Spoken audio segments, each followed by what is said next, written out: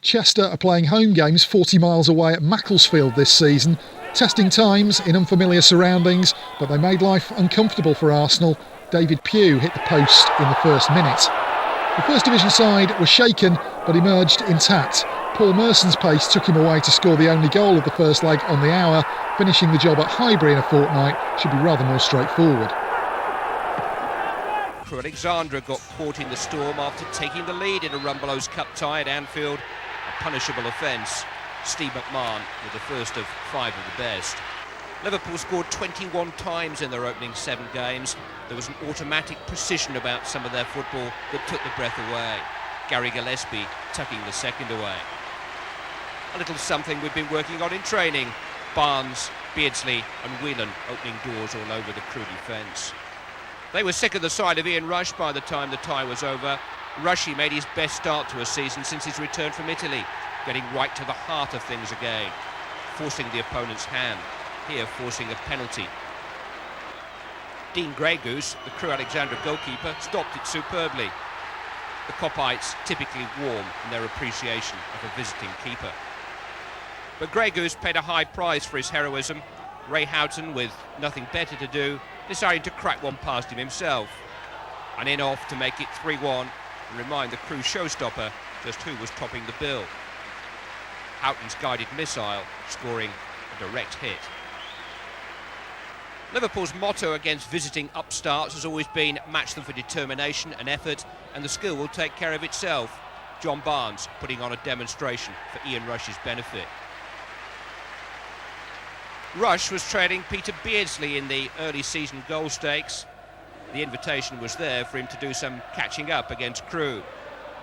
How many times have you seen him score from that sort of range? Beardsley and Rush in perfect harmony.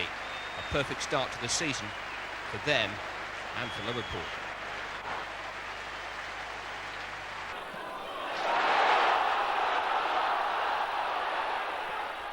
Mark Bright on target only 2 minutes into his return from injury, but no real hint of the tidal wave to come, even when his shooting partner Ian Wright made it 2, the pair of them in harness for the first time this season.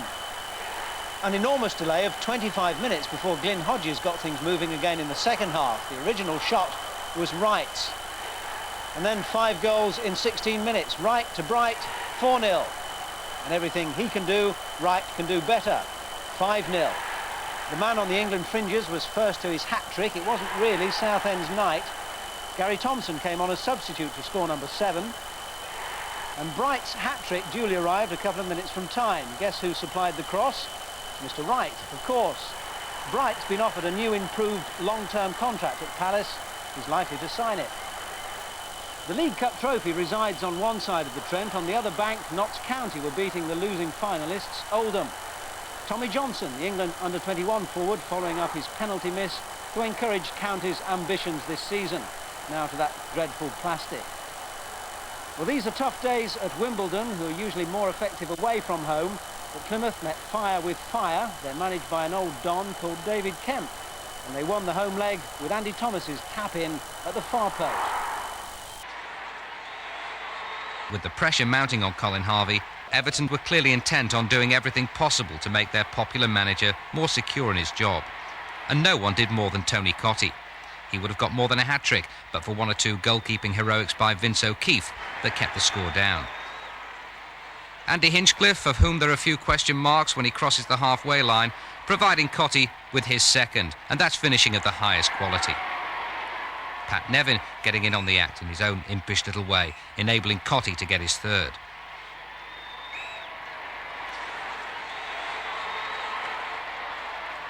Then Neil MacDonald weighed in with the next from the sort of range that's become his trademark.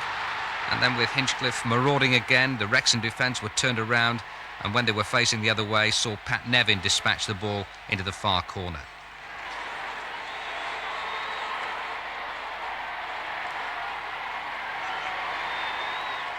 It could have been so different if Mickey Quinn's blockbuster from the edge of the area had gone the other side of the post. That only made Colin Todd's men even more determined to go forward, though, and with 20 minutes gone, they took the lead. Ian Baird, who always seems to rise to the challenge of a derby game, dodges round Kevin Scott, fires in a low hard cross, and there's Robbie Mustoe flying through the air with the greatest of ease to make it 1-0. Borough went on to make the most of the home advantage, and it's that man Mustoe again who steams through the middle, charging past the United defence and round Burridge to take his goal tally to 4 so far this season. Darlington took the lead against second division Swindon through David Cork. A bizarre build-up brought about Darlington's second, not from this determined run into the penalty area, as the supporters thought, but from the penalty which the referee awarded before the ball had hit the net. Former Leeds star Frankie Gray made sure justice was done. Late in the game, Swindon, almost the first division club, remember, got themselves into a terrible mess, and Cork made it 3-0 to Darlington. 4th Division Carlisle fashioned a half-time lead in the home leg of their tie against 1st Division Derby. It was a well-worked goal too. Mark Wright left standing as Eric Gates pivoted to cross. Peter Shilton beaten by Paul Proudlock's perfectly timed volley. The goalscorer deserved full credit for the quality of the finish, but he knew that Gates deserved his share of the congratulations too. Derby's equaliser was rather more straightforward. Wright slotted a pass through the middle, and Dean Saunders peeled off the centre-back to run clear and score.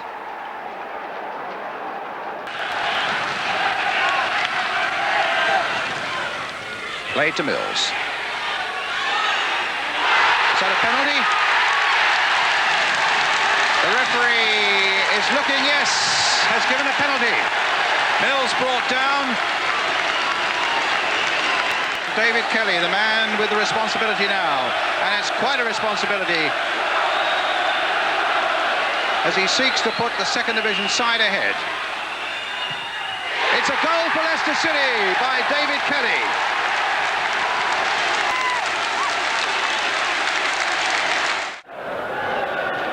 No team in the First Division has managed to get the better of Tottenham this season, so what chance Hartlepool of the 4th? Not much, it seemed, after Paul Stewart set up Gary Lineker to give Spurs a second-minute lead.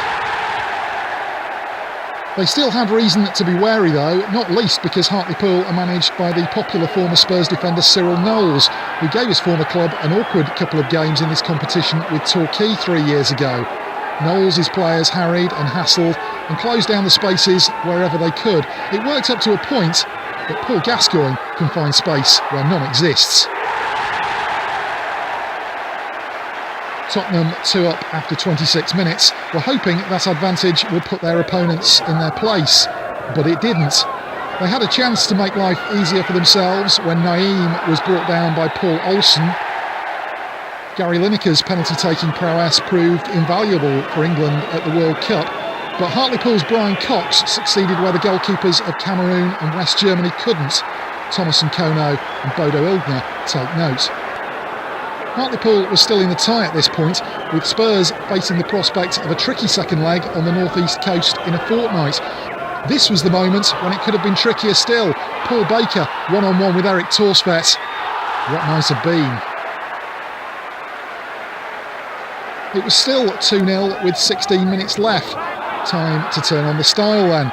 Good move this. Paul Walsh and Pat Van Den Hauwe involved in the build-up before a lovely pass in was met with a beautiful flick from Lineker.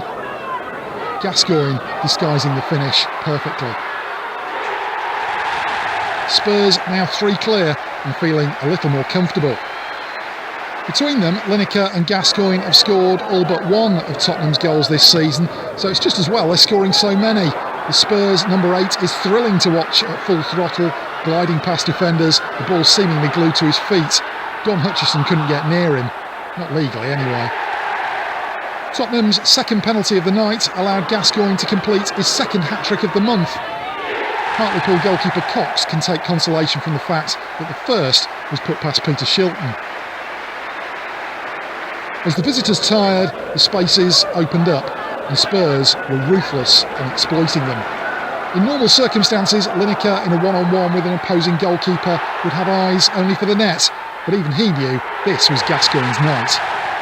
3 goals in 9 minutes for Gazza took his total for the evening to 4 and Tottenham's winning margin to 5.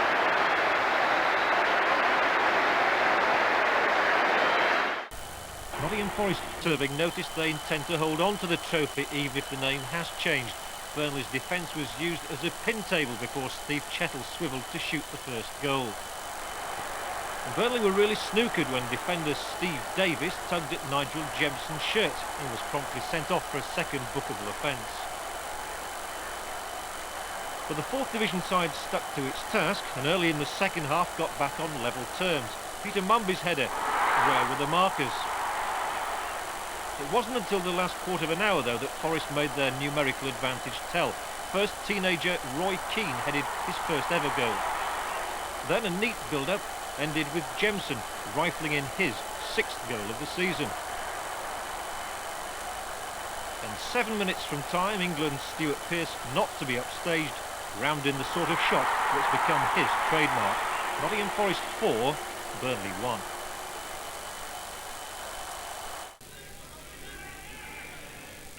Nicholas forward, on by Wilson. This is Dixon. Good looking ball as well, and Townsend was there to meet it. And Anthony Townsend gets his first ever goal for Chelsea. 22 minutes gone, and Chelsea, somewhat against the run of play, take the lead. Nicholas. Hutchings gets it clear. Given away again to McAllister. Now Wilson. Moncau still forward and sets it up for Townsend. Back to Townsend again. Oh, what a beauty!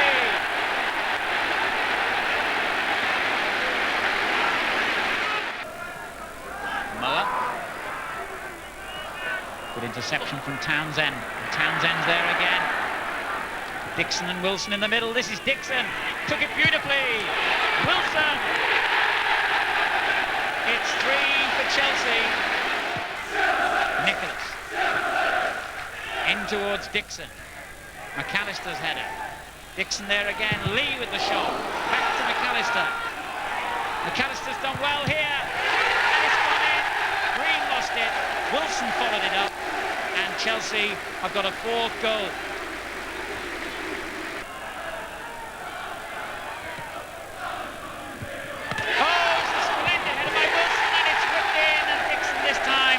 Got his goal. 5 for Chelsea, and their travelling supporters delighted with this display. Aston Villa were made to sweat it out at home to Barnsley, the winner arriving on the hour from the head of David Platt, who has that happy knack of scoring goals when it matters most. 6 in 7 games, ghosting into the right place at the precise moment. Charlton haven't won a match since being relegated from the 1st Division, and Leyton Orient were determined to pile on the agony. Greg Berry, with a deflected shot after 31 minutes, gave the O's the lead. Then Kenny Acheampong, sold by Charlton on Monday, exposed his old club with a shot Bob Boulder could only block, Kevin Nugent stabbing home the rebound. Gordon Watson finally gave Charlton hope on the stroke of half-time with a neat back-headed goal. And then, after a succession of missed chances by the home side, Scott Minto added the equaliser just 5 minutes from time, setting up nicely the second leg due at Brisbane Road in 2 weeks. Charlton 2, Leyton Orient 2. Both the United fullbacks, Dennis Irwin and Clayton Blackmore, looking to get involved. Webb and Ince there too. It's Blackmore! Clayton Blackmore with a strike really out of character with Manchester United's performance so far. What a beauty. To be Dave Evans. Oh, and he's there! An equaliser for Halifax.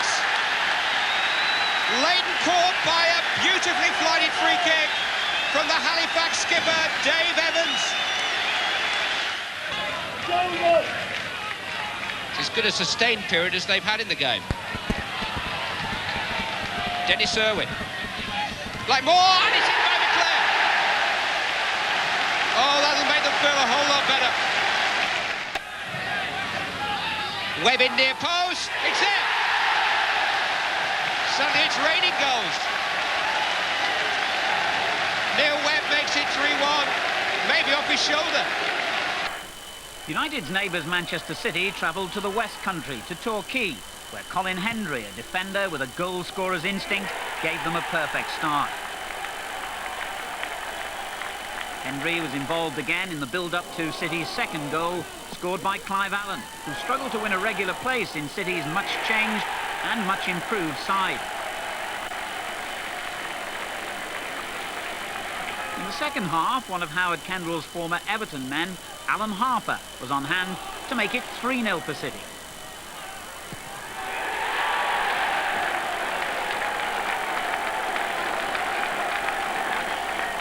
With just 6 minutes to go, City substitute Jason Beckford completed the scoring, 4-0.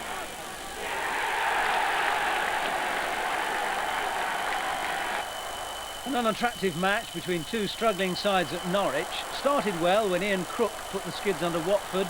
Approach play by Bowen and Fleck. Norwich, who were lifted by that win over Derby on Saturday, should have increased their lead. Fleck untypically miscuing. And then it turned sour. Watford's David Holdsworth dismissed for stamping on Raoul Fox. And look what a hornet's nest that stirred up. 5 minutes later, Fleck was banished as well, an altercation with Keith Doubling, reducing both teams to 10 men. Watford, who are bottom of Division 2 with only a single point, had to suffer a second in injury time from Tim Sherwood, who used to play for them. 2-0. Third Division Bolton was soon shaking Coventry. There's the opener from Tony Philliskirk. Cyril Regis is back in the Coventry lineup though, and he it was who teed up the equaliser. Little Mickey Ginn couldn't miss this one. Soon though, a touch of real Brazilian style from Philliskirk. Even Pele would have been proud of that. Agrizovic never moved.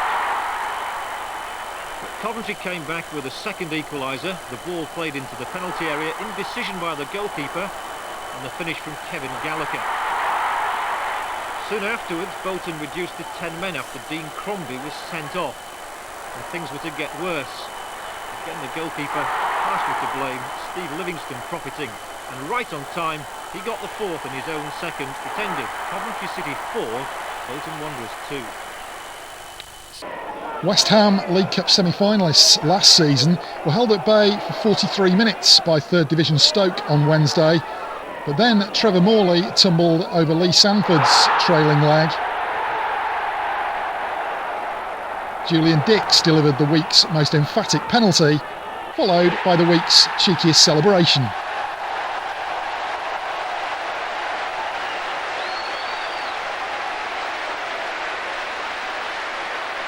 Billy Bond's side have every reason to be full of confidence at the moment, unbeaten in the second division and scoring some fine goals too. Stuart Slater set up Kevin Keane to drive in number 2.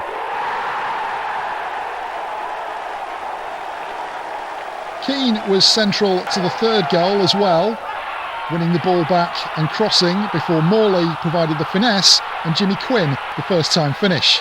Football of first division quality.